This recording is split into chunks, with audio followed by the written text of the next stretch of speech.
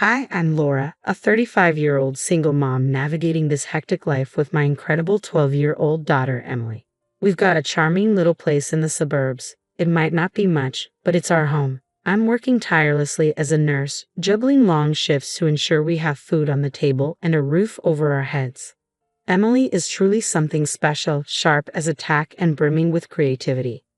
Her curly hair is like a fairy tale mane, and she loves using it to showcase her unique style. Then there's Gertrude, my ex-mother-in-law, a real thorn in my side. At 68, she's a cranky widow living uncomfortably close. While I do value her help with Emily after school, her presence can be a bit overwhelming. Laura, dear, don't you think Emily's hair is a bit unruly? Gertrude's voice cuts through my morning rush. I take a deep breath and respond, it's just hair, Gertrude. Emily likes it that way.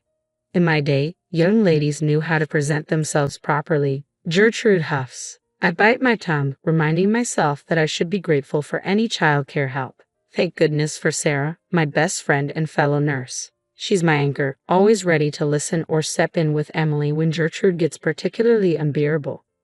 One day, over coffee, Sarah says, "Girl, I don't know how you put up with that old bat. You've got the patience of a saint." I chuckle and reply, "Believe me, it's wearing pretty thin." Then there's Michael, my neighbor. He's a real gem, always offering to help with odd jobs around the house. I'd be lying if I said I hadn't noticed the way he looks at me. But after the whole mess with Emily's dad, I'm not quite ready to dive back into the dating scene. "Hey Laura, need a hand with that?" Michael calls out as I'm struggling with some boxes in the driveway. "Thanks, Michael. You're a lifesaver," I reply, trying not to focus on how his shirt fits snugly over his arms as he lifts the heavy box. But hey, not everything is bad. There are great neighbors and charming handymen. The real drama is the ongoing clash between Gertrude and me over how to raise Emily. One night at dinner, Gertrude scolds, "Emily, sit up straight. A lady doesn't slouch." I notice Emily's shoulders slump even further. "Mom, do I have to listen to her?" Emily asks. "Just do your best, sweetie," I reply, casting a warning glance at Gertrude. We all have different views on what's important. Different views indeed, Gertrude grumbles. "If you just listened to me, Laura, that child wouldn't be so unruly." I tighten my grip under the table. Emily isn't unruly, she's just expressing herself. I won't squash that. Mark my words, Laura, without proper discipline, that girl will end up in trouble. Watching Emily retreat to her room, her wild curls bouncing with each step, I can't help but worry about how long I can maintain this fragile balance. I have a sinking feeling that when it breaks, it won't be pretty. After an exhausting extra shift at the hospital, all I wanted was to hold my little girl and collapse into bed. But as soon as I walked through the door, a sense of dread washed over me. "Emily, sweetie, I'm home," I called out. The silence that greeted me was unsettling. I found her curled up in bed, sobbing. When she looked up, my heart nearly stopped. My beautiful girl's curls were gone, her head shaved clean. "Mom," Emily cried, throwing herself into my arms. "Grandma, while I was sleeping." I held her tightly, trying to comfort her as my mind raced. "Shush, sweetheart, it's going to be okay. We'll fix this." But inside, I was furious. How could that woman do this to my child? I stormed into the living room where Gertrude sat with an unsettling calm. "What on earth did you do?" I demanded. Gertrude remained unfazed. "I did what was necessary. That child was becoming far too vain and disobedient." "Vain? Disobedient? She's just a 12-year-old girl." "Exactly, and it's about time she learned some discipline. In my day, this isn't your call to make." I cut her off. "What you did is assault. I'm calling the police." Gertrude scoffed. "Don't be so dramatic, Laura. I've tolerated your lenient approach long enough. Someone had to step in before Emily ended up a delinquent like her father. That's when I lost my temper. Get out of my house, now." Gladly, Gertrude sneered. "But remember, you'll regret ignoring my advice. That girl needs discipline. The only thing she needs is for you to stay far away from her." As Gertrude gathered her things, the reality of the situation hit me hard. I sank to the floor, tears streaming down my face. Just then, there was a knock at the door. It was Michael, looking worried and concerned. "Laura, is everything all right?" I heard shouting. Michael took one look at my tear-streaked face and knew something was terribly wrong. What happened? He asked, his concern growing as I struggled to find my voice. Instead, I just gestured towards Emily's room. Michael's eyes widened with shock as he saw her. Oh my God, who did this? He asked, his voice filled with disbelief. Gertrude, I managed to choke out. Michael's expression hardened. That's it, I'm calling the police. No, Emily cried. I don't want anyone to see me like this. I held her tightly. It's okay, sweetie. We won't do anything you're not comfortable with. Michael knelt beside us, his concern evident. Is there anything I can do? Before I could respond, my phone rang. It was Sarah. Laura, what's going on? I saw your missed call and you sounded really upset in your voicemail. Between sobs, I tried to explain. That awful woman. Sarah's voice was firm. I'm coming over right now. Within minutes, Sarah burst through the door, arms loaded with bags. All right, I've got hats, scarves, and some cute pixie cut photos for inspiration. We'll make this right.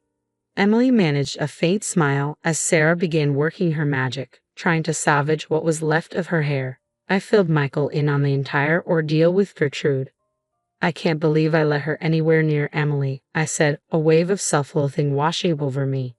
Michael squeezed my hand reassuringly. This isn't your fault, Laura. You were just trying to do your best for your daughter. Sarah nodded in agreement. Michael's right. The only person to blame here is that old bat. Gertrude. I nodded, but the guilt still gnawed at me. How could I have been so blind? As the night dragged on, Emily finally fell into an exhausted sleep. Sarah and Michael insisted on staying, setting up camp in the living room. Alone in bed, staring at the ceiling, I made a vow. Gertrude would face consequences for what she had done. I was determined to see justice served. My daughter deserved nothing less. The next few days were a blur of tears, anger, and sleepless nights. Emily wouldn't leave her room, let alone go to school. I called in sick, knowing she needed me more than ever. Sweetie, you can't hide forever, I said softly, sitting on the edge of her bed. I look like a freak, Mom, Emily sobbed. Everyone's going to laugh at me. My heart broke all over again. No, baby, you're beautiful just the way you are. We'll get through this together. Our first stop was the police station, but it turned out to be a major disappointment. I'm sorry, ma'am, but since there was no physical harm, this is considered a civil matter, the officer said, clearly uninterested. No physical harm, I exploded. Look at what's happened to my daughter. But it seemed rules were rules, so the next step was consulting a lawyer. We can certainly pursue charges for emotional abuse and file for damages, the lawyer explained. But be warned, it won't be easy. I was determined, undeterred by the challenges. Sarah was a lifeline throughout it all, helping me document everything, photos, timelines, you name it. We're going to hold that old witch accountable, Sarah vowed as we worked. Meanwhile, Michael was working his own magic. I've got a friend who specializes in family law, he said. He's a top-notch lawyer and is willing to take your case pro bono. I could have kissed Michael right then and there, but there was no time for that. Things were about to get even messier. It began with whispers at the grocery store and sidelong glances from neighbors. Soon, calls from distant relatives started pouring in. Laura, is it true you've been neglecting Emily? My cousin asked. That's when it hit me. Gertrude was on the offensive, spreading lies that I was an unfit mother. Furious, I vented to Sarah and Michael. That witch is trying to turn everyone against me. But Gertrude had underestimated me. I began digging, reaching out to old babysitters, family friends, anyone who had ever interacted with Emily. The stories that emerged made my blood run cold. One night, Emily confessed through tears. Rama said if I told you, she'd send me away to boarding school. She used to lock me in the closet when I misbehaved. I pulled her close, a mix of rage and guilt churning inside me. How had I missed this? It's not your fault, sweetheart, I said softly, my voice trembling. I reassured her. I promise you, Grandma will never hurt you again.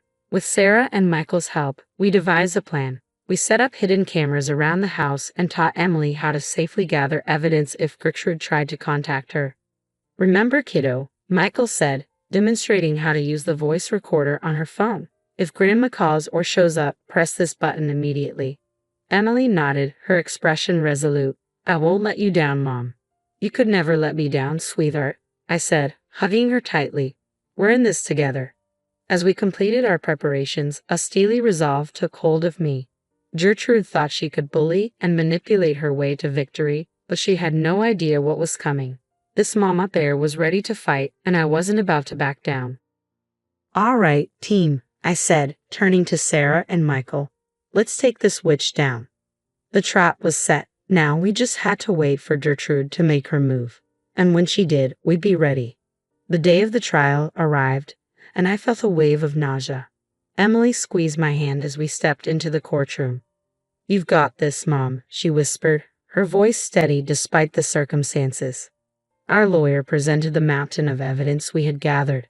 The hidden camera footage was particularly damning, capturing Gertrude storming into our home and hurling threats at Emily. "You ungrateful little brat." Gertrude's voice cut through the courtroom. "I'll teach you to disobey me." I saw the judge's expression darken, but that was just the beginning. One by one, witnesses took the stand. Former babysitters, family friends, even Emily's old piano teacher. Each had a story to share about Gertrude's cruelty. She told me if I didn't make Emily practice for 3 hours a day, she'd have me fired, the piano teacher testified. But the most powerful moment came with Emily's own testimony. My brave girl took the stand, her voice trembling but resolute. "Grandma said if I ever told Mom what she did, she'd make sure it was taken away," Emily said. I was overwhelmed with fear and sorrow, unable to hold back my tears. How had I missed this? Gertrude's lawyer attempted to portray her as a concerned grandmother, but the damage was done. The truth had come to light. When the judge announced his decision, I felt a wave of relief so intense I almost collapsed. "The court grants a permanent restraining order against the defendant," he declared. "Additionally, significant damages are awarded for the plaintiff's therapy and emotional distress." We had won. Gertrude was out of our lives for good. As we left the courtroom, Gertrude approached us, tears in her eyes. "Laura, Emily, I'm so sorry," she said, her voice trembling. I cut her off sharply. "Save it, Gertrude. You're dead to us." As we walked away from the courtroom, I felt a heavy burden lift from my shoulders. The following months were challenging, but we navigated them together. Emily began therapy and slowly started to come out of her shell. One evening, as we gathered around the dinner table with Sarah and Michael, Emily made a heartfelt announcement. "I want to donate the money from the lawsuit," she said, "to help other kids who've been through similar things." I couldn't have been prouder. As for Michael and me, he became a permanent part of our lives. His unwavering support throughout everything meant the world to us. The real turning point came about 6 months after the trial. Emily and I were at the hair salon, and for the first time since the incident, she was excited about her hair. "What do you think about adding purple streaks, Mom?" she asked, her eyes sparkling with excitement. I grinned. "I think purple streaks sound fantastic, sweetheart." As the stylist worked her magic, I caught Emily's reflection in the mirror. For the first time in months, she was genuinely smiling. "You know what, Mom?" she said. "I think we're going to be okay." I squeezed her hand gently. "Yes, baby, we're going to be just fine." Watching my daughter with her vibrant new hairstyle, a symbol of her strength and resilience, I knew we had emerged stronger than ever. Gertrude had tried to break us, but all she did was make us unbreakable. As we left the salon, heads held high, a realization struck me. Sometimes, the best way to reclaim your life isn't about seeking revenge, but about thriving on your own terms. And that's precisely what we plan to do. If you were in Laura's position, would you ever consider forgiving Gertrude for her actions, or do you believe that some betrayals are true?